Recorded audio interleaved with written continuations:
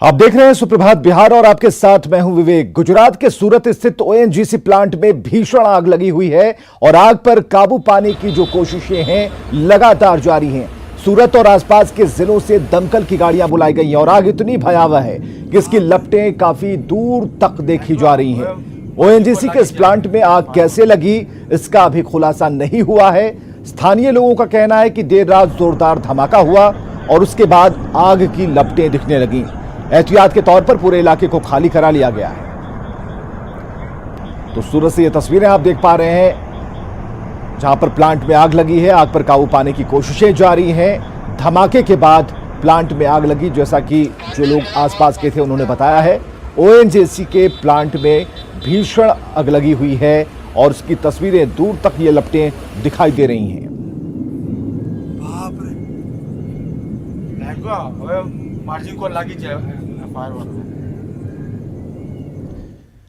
गंडक नदी के जलस्तर में भारी बढ़ोतरी दर्ज की गई है। नदी में फिलहाल 3,14,000 क्यूसेक पानी का बहाव हो रहा है और नेपाल के तराई क्षेत्रों में लगातार बारिश हो रही है। इसके कारण हिमालय से निकलने वाली नदियों में पानी का बहाव तेज हो गया है। तो नेपाल में लगातार हो रही बारिश से जलस्तर बढ़ा है। बगहा, बेतिया और गोपालगंज में बाढ़ का खतरा मंडराने लगा है। तो बिहार में मंडराया बाढ़ का खतरा। बड़ी खबर इस वक्त की हम आपको बता रहे हैं। गंडक नदी में 3 लाख क्यूसेक पानी से ज्यादा का बहाव है। मुन्ना हमारे साथ, हमारे सहयोगी। मुन्ना, क्या हालात है फिलहाल? जी मैं आपको बता दूं कि पिछले 24 घंटे की बात करें तो 1 लाख से ज्यादा क्यूसेक की बढ़ोतरी हुई है और वर्तमान में गंडक नदी में 3,14,000 का जलस्तर पार कर गया है। और 3 लाख जलस्तर पार करने के साथ ही बगहा, बेतिया और गोपालगंज के जो निचले इलाके हैं उन इलाकों में तेजी से पानी फैलेगा और फिर इन इलाकों में बाढ़ की स्थिति बन जाएगी। और अभी की वर्तमान स्थिति है नेपाल के तराई क्षेत्रों के साथ ही वाल्मीकि नगर के आसपास के इलाकों में भी बारिश जारी है और लगातार ऐसे ही बारिश रहा तो गंडक नदी का जलस्तर और बढ़ेगा और बाढ़ की एक बड़ी तबाही फिर सामने होगी। जी चलिए मुन्ना, बहुत बहुत शुक्रिया इन तमाम जानकारियों के लिए। तो नेपाल में हो रही है बारिश, लेकिन जो बिहार के कुछ इलाके, खासकर गोपालगंज और उससे सटे हुए जो इलाके हैं, वो ज्यादा प्रभावित हो सकते हैं। बाढ़ का खतरा मंडरा रहा है।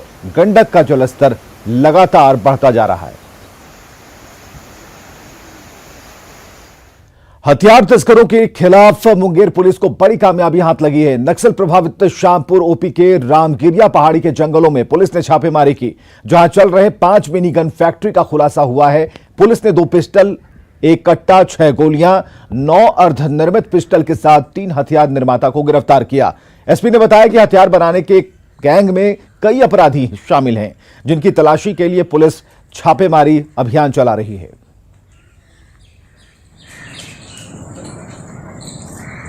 श्यामपुर ओपी और जिला सूचना इकाई की टीम ने रामगिरिया पहाड़ी पर छापामारी करके 5 मिनीगन फैक्ट्री का उद्भेदन किया है।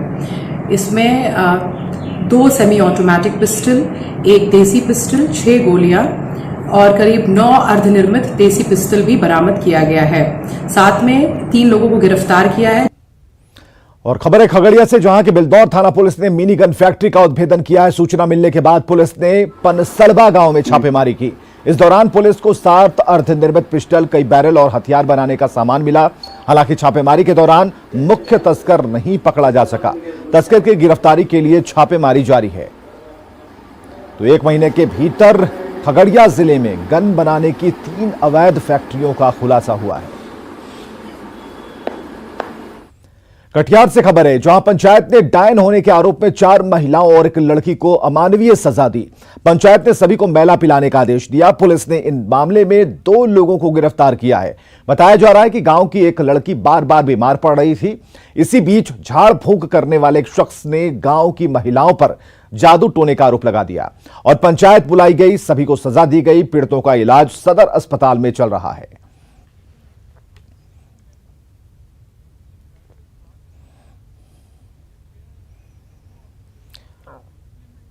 और चलिए बात करते हैं राजनीतिक गलियारी की। तो आरजेडी के टिकट के लिए कार्यकर्ता पार्टी ऑफिस के बजाय राबड़ी आवास पहुंच रहे हैं और अपने नेता के लिए प्रदर्शन कर रहे हैं। सभी तेजस्वी से मिलकर आश्वासन लेना चाहते हैं और जमकर नारेबाजी हो रही है।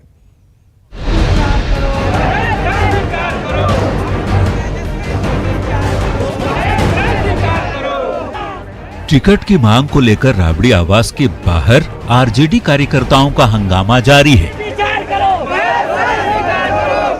छपरा के परसा से ये कार्यकर्ता पटना पहुंचे और तेजस्वी से मिलने के लिए राबड़ी आवास के बाहर खड़े रहे। इस दौरान जमकर नारेबाजी होती रही, लिहाजा वहां नया कैंडिडेट उतारा जाना है, इसी को लेकर गहमा गहमी और दावेदारी पेश की जा रही है।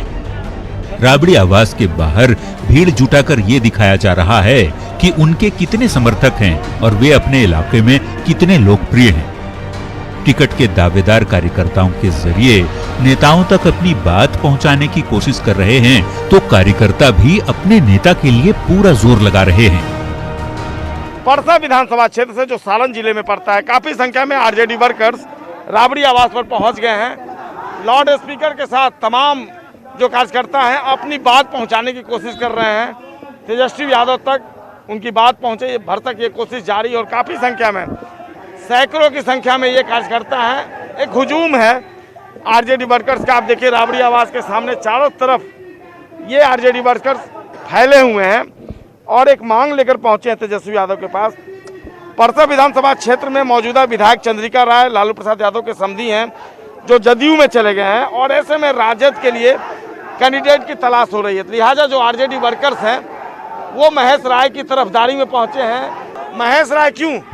महेश राय इसलिए कि पूरा नौजवानों का मांग है कि परसा में हमें परिवर्तन चाहिए।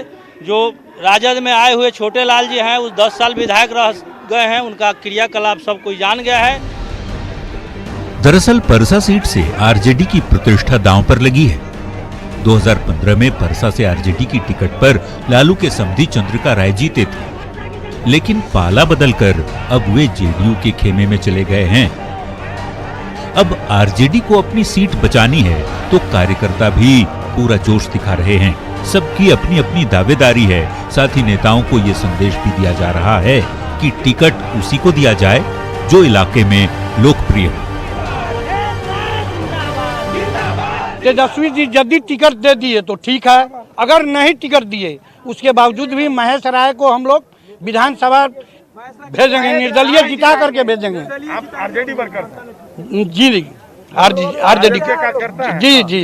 लेकिन चाह रहे हैं कि टिकट उसी को मिले जो आप चाहें? जी हम नहीं चाहें, पब्लिक जो चाहे। इनका साफ दावा है कि आप क्षेत्र में सर्वे करा लें और जो नेता सर्वे में अव्वल आते हैं टिकट उन्हीं को दें। और इनका दावा है कि महेश राय हर हाल में सर्वे में आगे आएंगे, और अगर तेजस्वी यादव इनकी बातों को नहीं सुनते हैं तो ये महेश राय को हर हाल में जिताकर विधानसभा भेजेंगे। आरजेडी को अगर मुखालफत आरजेडी की करनी पड़े तो ये करेंगे, आरजेडी वर्कर्स होते हुए भी, लेकिन ये हर हाल में महेश राय का टिकट चाहते हैं 121 परसा विधानसभा क्षेत्र से।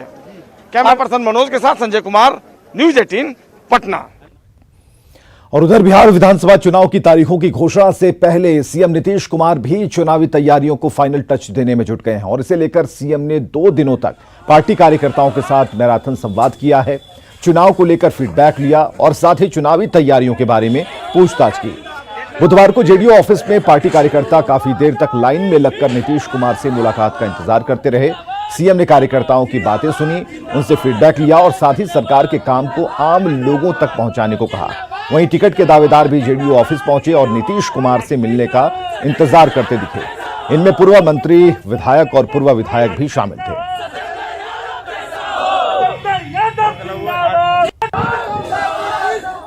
तो मुख्यमंत्री नीतीश कुमार एलजेपी अध्यक्ष चिराग पासवान की नाराजगी को ज्यादा भाव देने को तैयार नहीं है। कार्यकर्ताओं के साथ बैठक के बाद जब नीतीश कुमार बाहर निकले तो पत्रकारों ने उनसे चिराग की नाराजगी पर सवाल पूछा।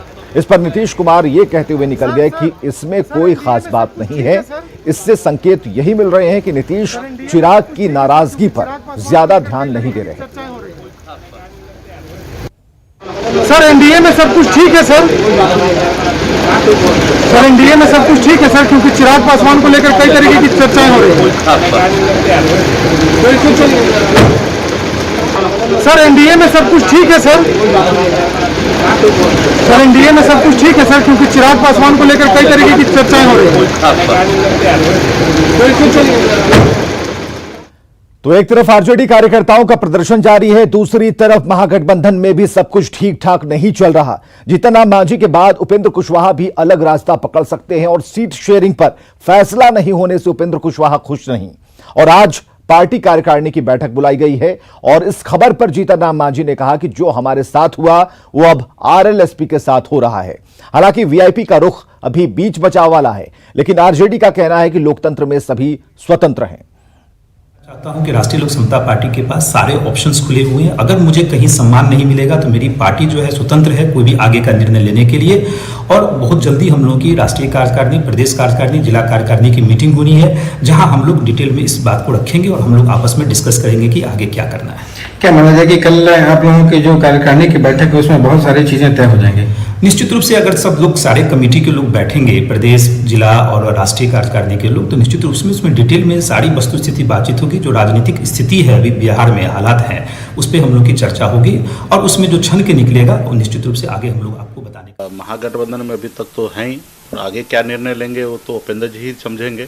बाकी हम लोग तो जनता का फिक्र करते हैं कि जनता के लिए हम लोग न्याय करें, उनके लिए लड़ाई लड़ें। महागठबंधन में जब भी कुछ तय हो तो सभी लोगों के, घटक दलों के राय लेकर के हो, तो ये राय तो राजद के लोग मानने को तैयार नहीं है। आज भी उनके प्रवक्ता बोलते हैं कि बिहार के जनता मान लिया है कि तेजस्वी बिहार का मुख्यमंत्री होने वाला है। देखिए, सब लोग स्वतंत्र हैं भाई, हमारी नीयत और नीति दोनों स्पष्ट है। हमने सभी सहयोगियों का सम्मान किया है।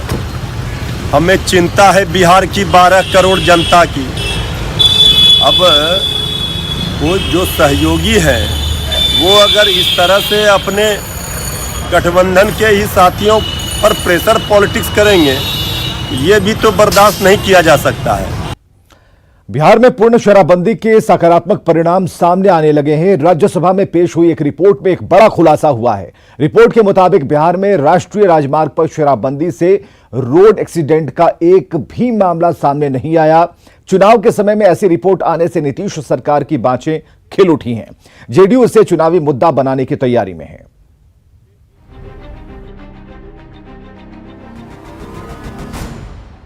बिहार में 2016 में मुख्यमंत्री नीतीश कुमार द्वारा लागू की गई पूर्ण शराबबंदी के सकारात्मक परिणाम सामने आने लगे हैं। राज्यसभा में पेश हुई एक रिपोर्ट में ये खुलासा हुआ कि साल 2019 में बिहार में नेशनल हाईवे पर शराब पीकर वाहन चलाने से एक भी सड़क दुर्घटना नहीं हुई। केंद्रीय सड़क परिवहन एवं राजमार्ग मंत्रालय की इस रिपोर्ट से जेडीयू गदगद है। देखिए, माननीय मुख्यमंत्री नीतीश कुमार जी ने शराबबंदी कर देश के सामने एक मिसाल पेश किया। आज उसका परिणाम आया। राज्यसभा में जो रिपोर्ट आया है उसमें एनएच पर 4 लेन पर एक्सीडेंट का जो रिपोर्ट आया उसमें नगण्य है। बिहार में शराबबंदी से सड़क हादसों में कमी आई। राज्यसभा में पेश हुई रिपोर्ट में हुआ खुलासा। 2019 में एनएच पर एक भी एक्सीडेंट नहीं। देश में भी इस साल रोड एक्सीडेंट्स में कमी आई। जनवरी से जून के बीच 35% रोड एक्सीडेंट्स में कमी। सड़क दुर्घटना से मरने वालों की संख्या में 30% की कमी आई। बिहार में पूर्ण शराबबंदी के कारण रोड एक्सीडेंट में कमी आई है। इस कमी से जेडीयू की पार्टनर बीजेपी भी खुश है। वहीं जिस महागठबंधन की सरकार में सीएम रहते नीतीश कुमार ने ये निर्णय लिया था, उसकी बड़ी पार्टनर आरजेडी इसे चुनावी प्रोपोगेंडा करार दे रही है। पार्टी का कहना है कि जब चुनाव सिर पर है तो सबको बिहार याद आ रहा है। शराबबंदी से बिहार में एक मील का पत्थर साबित हुआ और बिहार के अंदर जो शराबबंदी लागू हुई उसके चारों तरफ से एक पॉजिटिव परिणाम आया कि एक्सीडेंटल कम हुआ, एक्सीडेंट्स कम हुए, डेथ केसेस कम हुए, पारिवारिक हिंसा कम हुई और ये बहुत अच्छी पहल है। अभी तो चुनाव सर पर आ गया तो सब जगह नंबर 1 बिहार दिखा रहा है। सोने से लेकर के, उठने से लेकर के हर समय अभी डबल इंजन की सरकार को बिहार याद आ रही है। बाकी तो राज्यसभा का रिपोर्ट संदेहास्पद है। मुख्यमंत्री नीतीश कुमार के द्वारा 2016 में लिया गया पूर्ण शराबबंदी का निर्णय वाकई सराहनीय कदम था। धीरे धीरे इसके सकारात्मक परिणाम भी सामने आ रहे हैं। हालांकि पूर्ण शराबबंदी के बाद बिहार में शराब नहीं मिल रहा या शराब माफियाओं का राज खत्म हो गया, ये कहना बेमानी होगा। जहां तक इसे चुनावी मुद्दा बनाने की बात है तो ये आने वाला वक्त ही बताएगा कि एनडीए को इसका कितना फायदा मिल पाता है। न्यूज़ 18 के लिए पटना से संजय की रिपोर्ट। उधर पाटलिपुत्र के सांसद रामकृपाल यादव ने संसद में दानापुर छावनी परिषद के सर्वे रोड को बंद करने का मामला उठाया। रामकृपाल ने कहा कि बैरक नंबर 1 से लोदीपुर चांदमारी सड़क बंद होने से दर्जनों गांवों के लोग प्रभावित हैं। लॉकडाउन के समय छावनी परिषद ने इसी रास्ते को बंद किया था, जिससे गांव के लोगों को 6 से 8 किलोमीटर की ज्यादा दूरी तय करनी पड़ रही है। संसदीय क्षेत्र पाटलिपुत्रा के अंतर्गत दानापुर विधानसभा क्षेत्र में दानापुर छावनी परिषद के अधीन 100 वर्षों से अधिक चालू सर्वे बैरक नंबर 1 लोदीपुर चांदमारी रोड को अकारण जबरन दानापुर कैंटनमेंट के सैन्य अधिकारियों द्वारा बंद कर दी गई है, जिससे दर्जनों गांव प्रभावित हो गया है। अध्यक्ष महोदय, पूर्व में माननीय पूर्व रक्षा मंत्री के आदेशानुसार आदेश संख्या 14/9/2018 डी कॉपी दिनांक 28/18 को आदेश हुआ था 5 रास्ते को खोलने का। पूरे देश के पैमाने पर हुआ था, हमारे क्षेत्र में हुआ था, और वो आदेश अभी तक है। बावजूद इसके दानापुर के कंटोनमेंट में आने जाने का रास्ता बंद कर दिया है। मैं आपके माध्यम से निवेदन करूंगा, रक्षा मंत्री से 2 बार मैं मिल चुका हूं, सीडीएस से भी मैंने अनुरोध किया है, अभी तक रास्ता नहीं खुला है। इस शिक्षण संस्थान भी है, बड़ी आबादी है, हजारों लोग प्रभावित हो रहे हैं और बहुत दिक्कत हो रही है। 10 किलोमीटर जाना पड़ता है घूमकर। सर, मैं आपके माध्यम से निवेदन करूंगा पुनः रक्षा मंत्री से कि हस्तक्षेप करें और दानापुर कंटोनमेंट के रास्ता जो चांदमारी और अन्य 4 अन्य रोड है उसको खुलवाने का कृपा करें। धन्यवाद। बॉलीवुड में ड्रग्स मामले को लेकर मुजफ्फरपुर में परिवाद दायर किया गया। फिल्म अभिनेत्री दीपिका पादुकोण समेत 8 लोगों के खिलाफ बिहार के मुजफ्फरपुर में ड्रग्स खरीद फरोख्त को लेकर मामला दर्ज कराया गया है। मामले की सुनवाई 29 सितंबर को होगी। जिन लोगों का नाम है उसमें फिल्म अभिनेत्री दीपिका पादुकोण, उनकी मैनेजर करिश्मा प्रकाश, अभिनेत्री श्रद्धा कपूर, दिया मिर्जा, सारा अली खान, जया शाह, श्रुति मोदी और फिल्म निर्देशक अनुराग कश्यप शामिल हैं। इन लोगों पर आरोप है कि ये लोग ड्रग्स का सेवन और कारोबार करते हैं, जबकि मुंबई में नारकोटिक्स कंट्रोल ब्यूरो ने अभिनेत्री दीपिका पादुकोण, उनकी मैनेजर करिश्मा प्रकाश को पूछताछ के लिए 25 सितंबर को बुलाया है। दीपिका पादुकोण और करिश्मा के बीच व्हाट्सएप चैट से पता चला कि दीपिका के लिए करिश्मा ड्रग्स खरीद रही थी। इसके अलावा सारा अली खान, श्रद्धा कपूर और रकुल प्रीत सिंह के नाम भी सामने आए हैं। इन अभिनेत्रियों को भी मामले में पूछताछ के लिए एनसीबी ने बुलाया है। अदालत में दीपिका पादुकोण, दिया मिर्जा, श्रद्धा कपूर, सारा अली खान समेत 8 के खिलाफ एक आपराधिक मुकदमा आईपीसी की धारा, जो आदर्श के रूप में देश की जनता और हम लोगों ने जो इन लोगों को मानते थे या आदर्श मानते थे उस पर काफी आघात पहुंचा है, भावनाओं को काफी ठेस पहुंचा है। इतना ही नहीं, इस देश की छवि को खराब करने का जो कार्य इन लोगों द्वारा किया गया है, इसी को लेकर के यह मुकदमा हमने इन सभी के खिलाफ किया है। खबरें लगातार जारी हैं, आप बने रहिए न्यूज़ 18 बिहार झारखंड के साथ।